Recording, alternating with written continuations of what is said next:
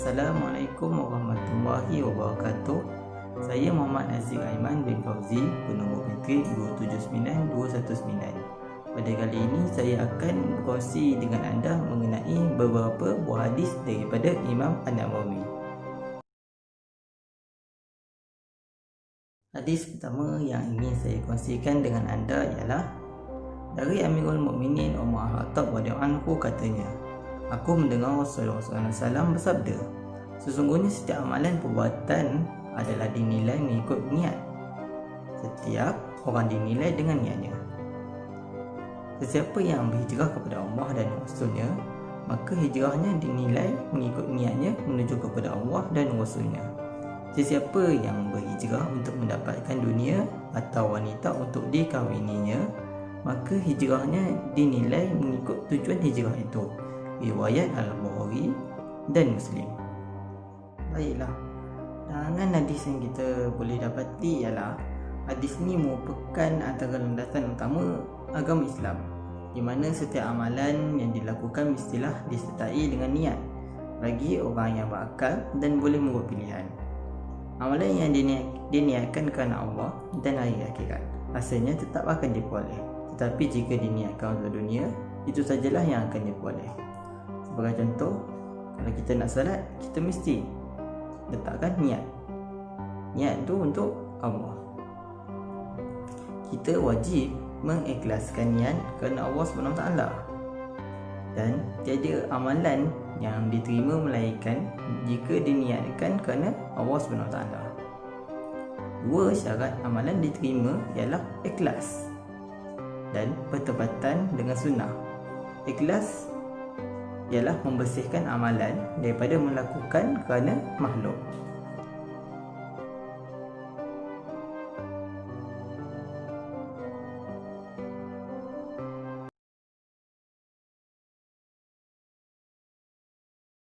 Assalamualaikum, saya Aziz. Hari ini saya akan berkongsi sebuah hadis daripada Abu Ruqayyah Tamim bin Aus Al-Dariyah radhiyallahu anhu, bahawa Nabi SAW telah bersabda, agama itu adalah nasihat. Kami berkata, untuk siapa? Baginda bersabda, untuk Allah, untuk kitabnya, untuk Rasulnya, untuk para imam kaum muslimin dan umat Islam seluruhnya.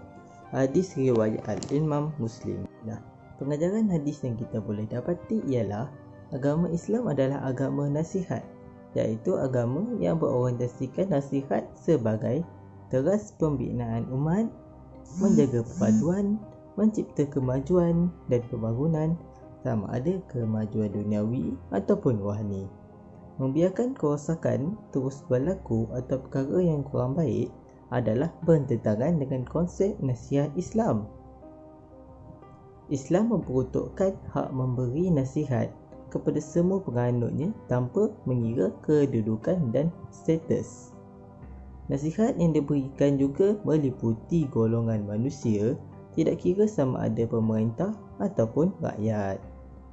Nasihat adalah untuk Allah, untuk kitabnya, untuk Rasulnya, bererti beriman dengan semua perkara tersebut dan beramal berpandukan tuntutan yang sebenar.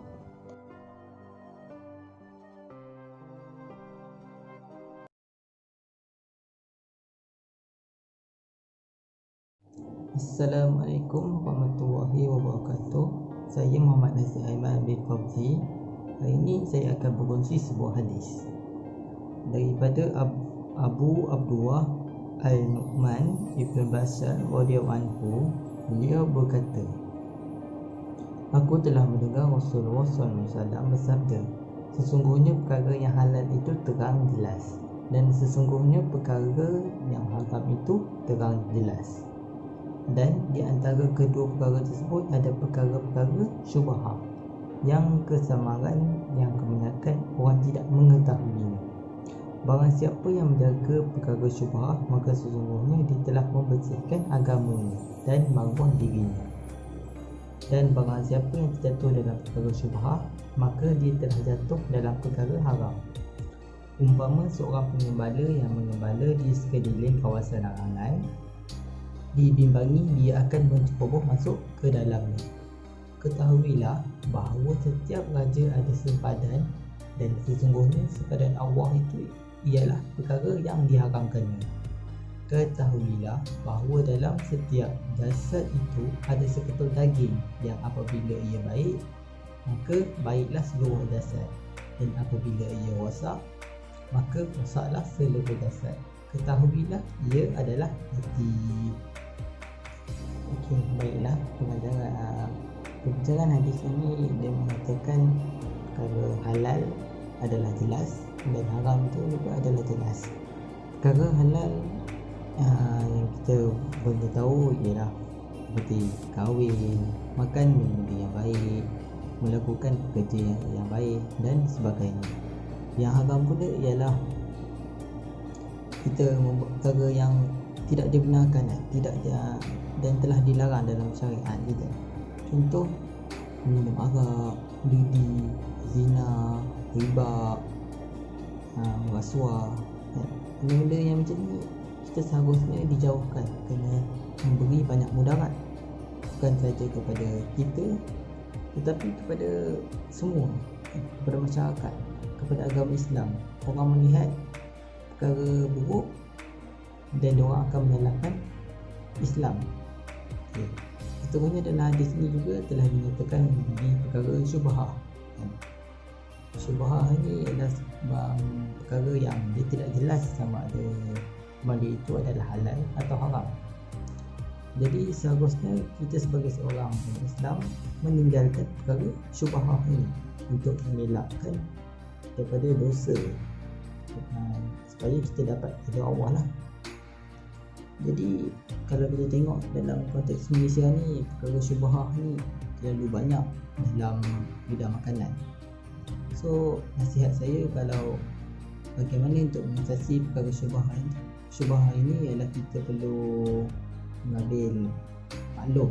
Okay, kalau kita nak beli makanan, kita kena pastikan sama ada di kedai itu ada logo halal atau sijil halal yang dikeluarkan oleh hakim.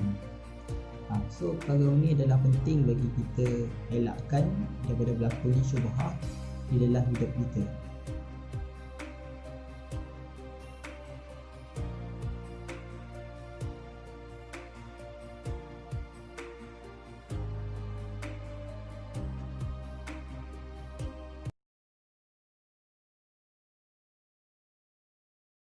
Assalamualaikum warahmatullahi wabarakatuh. Hari ini saya akan berkongsi sebuah hadis daripada Abu Hurairah Abdul Rahman Ibn Sahrin radhiyallahu anhu. Beliau berkata, aku telah mendengar Rasulullah SAW bersabda, apa-apa yang aku larang kamu melakukannya, maka hendaklah kamu menjauhinya. Dan apa-apa yang aku perintahkan kamu melakukannya, maka lakukanlah sebab pedaya kamu.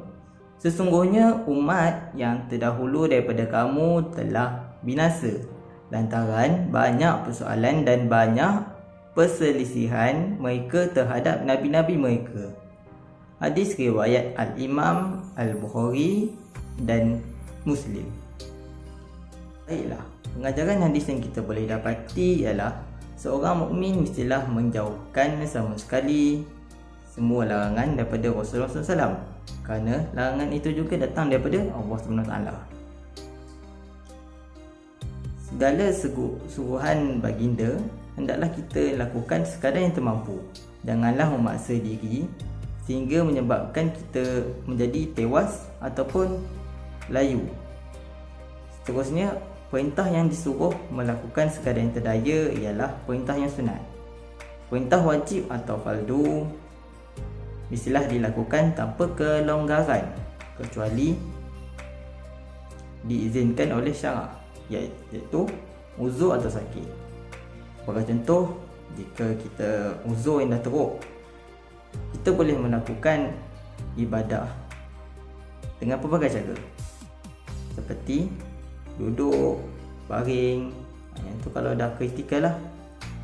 Seterusnya, sifat terlalu suka bertanya perkara yang bukan-bukan, berbahas, banyak soal jawab dan membantah para nabi dan rasul adalah perangai umat terdahulu. Lantaran itu, mereka telah ditimpa kesusahan dan kebinasaan. Oleh itu, kita sebagai umat Muhammad SAW diberi peringatan agar jangan mengulangi kesilapan itu, agar kita tidak ditimpa bencana sedemikian.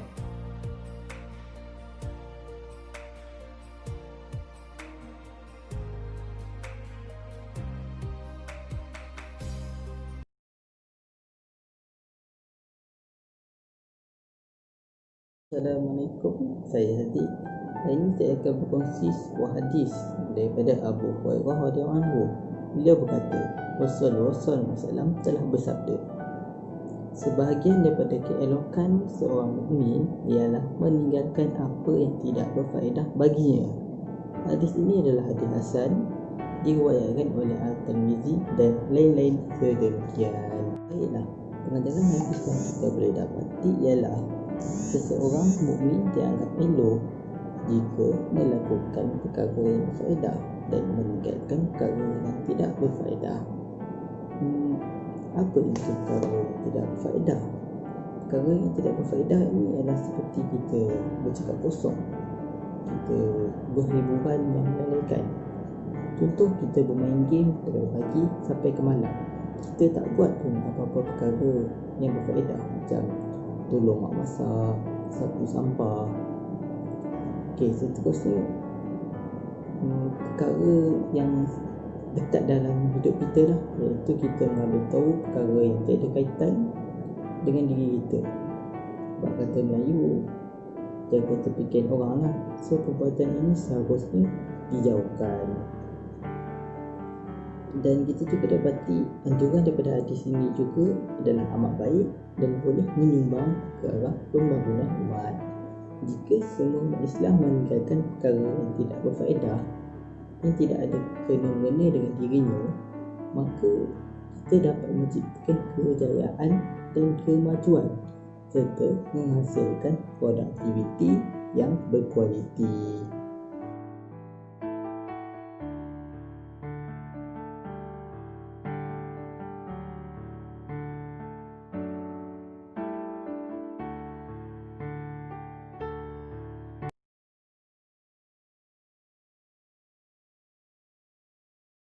Assalamualaikum, saya Haziq. Hari ini saya akan berkongsi sebuah hadis daripada Abu Sa'id Al-Khudri radhiyallahu anhu. Beliau berkata, aku mendengar Rasulullah SAW bersabda, barang siapa di kalangan kamu melihat sesuatu kemungkaran, maka hendaklah dia mengubahnya dengan tangannya. Sekiranya dia tidak mampu, maka hendaklah dia mengubah dengan lidahnya. Sekiranya dia tidak mampu, maka hendaklah dia mengubah dengan hatinya. Yang sedemikian itu adalah selemah-lemah iman.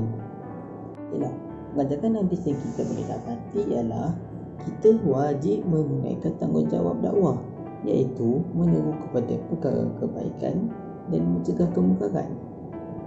Sekiranya perkara kemungkaran ini terus dibiarkan berlaku, maka kecelakaan akan menimpa seluruh umat Islam, seperti mana yang berlaku dalam kisah kaum Nabi Lut.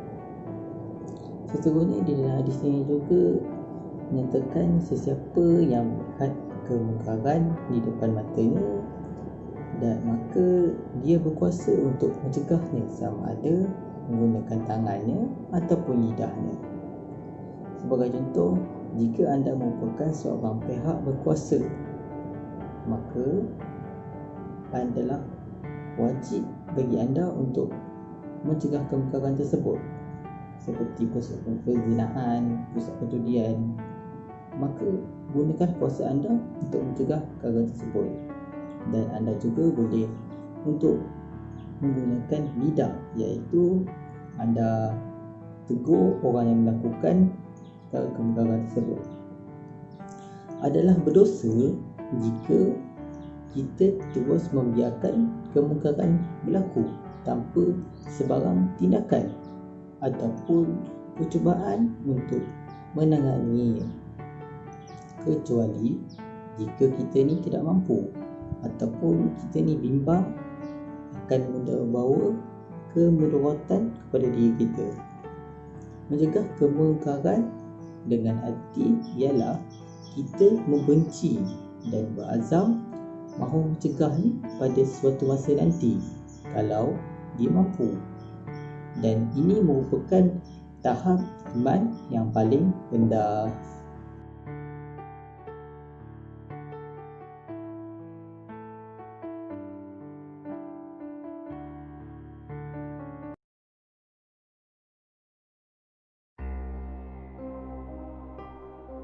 Assalamualaikum warahmatullahi wabarakatuh. Hari ini saya akan berkongsi sebuah hadis daripada Abu Hamzah Anas ibn Malik radhiyallahu anhu. Qadam Rasulullah SAW, daripada Nabi SAW, baginda bersabda, seseorang kamu tidak benar-benar beriman sehingga dia mengasihani saudaranya sebagaimana dia mengasihi dirinya sendiri. Hadis riwayat Al-Imam Al-Bukhari dan Muslim. Pengajaran hadis yang kita boleh dapati adalah Islam ini menuntut kasih sayang sesama Islam. Maka janganlah kita bergaduh, bermusuh-musuhan hanya disebabkan perkara yang remeh. Oleh itu, kita hendaklah bersatu padu, tidak kira warna kulit, berbeza bangsa, berbeza latar belakang, berbeza kerja, maka hendaklah kita bersatu padu. Jangan terlalu rasis ataupun berprasangka, kerana itu akan menjejaskan hubungan persaudaraan antara kita.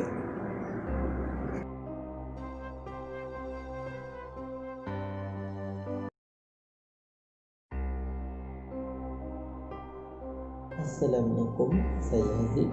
Hari ini saya akan berkongsi sebuah hadis daripada Anas radhiyallahu anhu. Beliau berkata, aku telah mendengar Rasulullah SAW bersabda, Allah Ta'ala berfirman, wahai anak Adam, bagaimana engkau meminta, berdoa dan mengharapkan aku akan ampunkan apa-apa dosa yang ada pada dirimu dan aku tidak peduli. Wahai anak Adam, seandainya dosa-dosamu banyak sampai mencecah awan langit, kemudian engkau memohon ampun kepadaku, nescaya aku akan ampunkan bagimu. Wahai anak Adam, sesungguhnya andainya engkau datang menghadapku dengan dosa-dosa sepenuh isi bumi, kemudian engkau datang menghadapku tanpa engkau mensyirikkan aku dengan sesuatu, nescaya aku akan mengurniakan untukmu keampunan sepenuh isi bumi. Pengajaran hadis yang kita boleh dapati ialah hadis ini menjelaskan betapa besarnya dan luasnya rahmat dan belas kasihan Allah SWT yang tidak terbatas, bagaikan lautan tidak berpantai. Allah juga berjanji akan mengampunkan segala dosa hamba-hambanya, walau berapa banyak dosa tersebut, dengan syarat mereka berdoa, minta ampun dan mengharapkan keampunan daripadanya.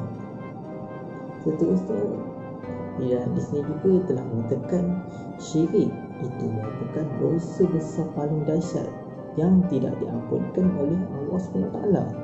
Walaupun semasa di dunia dia merupakan seorang yang baik, beramal soleh, banyak melakukan kebajikan ataupun kebaikan, amal soleh tidak memberi apa-apa makna jika seseorang itu syirik.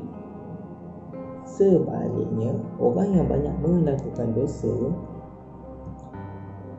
mempunyai harapan untuk mendapat pengampunan daripada Allah SWT. Seterusnya, kita janganlah salah faham bahawasanya hadis ini bukanlah bertujuan untuk menggalakkan orang-orang mukmin melakukan dosa. Sebaliknya, hanya menunjukkan betapa besar dan luasnya rahmat dan keampunan Allah SWT.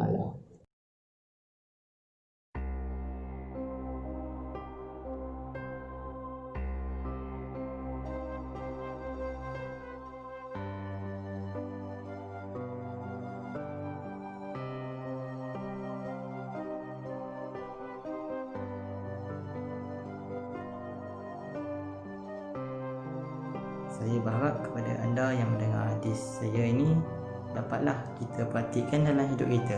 Nasihat saya ini bukanlah untuk kepada anda saja, tetapi juga untuk diri saya. Sama-samalah kita untuk mengamalkan apa yang Nabi ajarkan dan menjauhi larangan daripadanya. Sekadar itulah perkongsian daripada saya mengenai beberapa hadis. Semoga perkongsian saya ini dapat memberi manfaat kepada anda yang mendengarnya. Terima kasih saya ucapkan kerana sudi melihat video saya.